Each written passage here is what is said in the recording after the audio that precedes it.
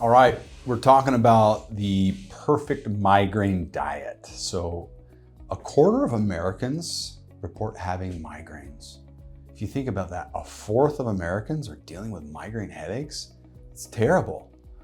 Unfortunately, the model we utilize for migraine headaches in America is to give you more drugs, to give you medication. And oftentimes that medication is going to cause something else that you're going to have a health problem with, that you're going to need another medication.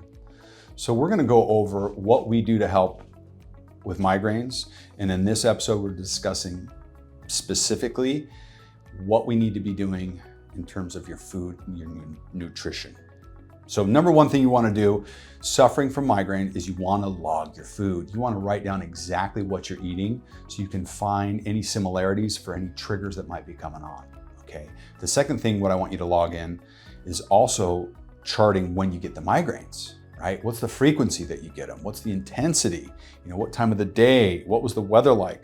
These sort of parameters really help us to dive down and figure out what specifically triggers your particular migraine.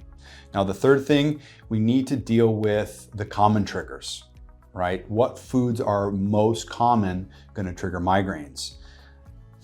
Not fun to hear, but number one is going to be red wine. Red wine can trigger migraines, so we got to be cautious of our red wine.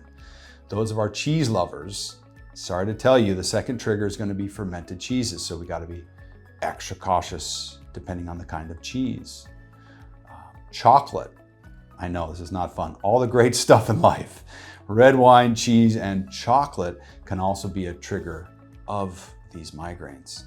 Now, leftover foods, when food's been sitting in the fridge and the food starts to ferment, we can have the byproduct of fermentation, tyrosine, histamine, get developed, and that can lead to the migraine headache.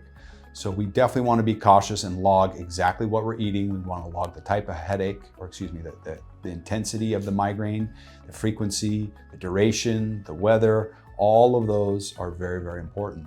Okay, so what helps a migraine? Now, there's a couple things that are really home runs for those migraine sufferers.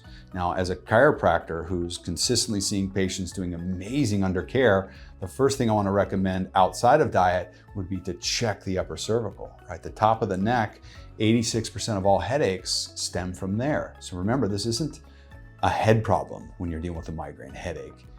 You have a neck problem.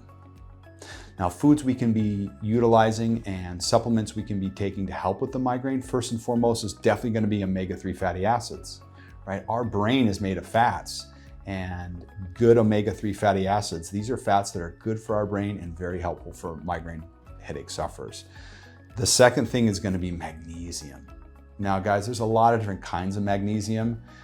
Just the other day, I had a patient coming in and it was, they were taking some calcium carbonate with some magnesium carbonate. And I went, you're chewing on limestone. So don't bother with synthetic crappy forms of magnesium.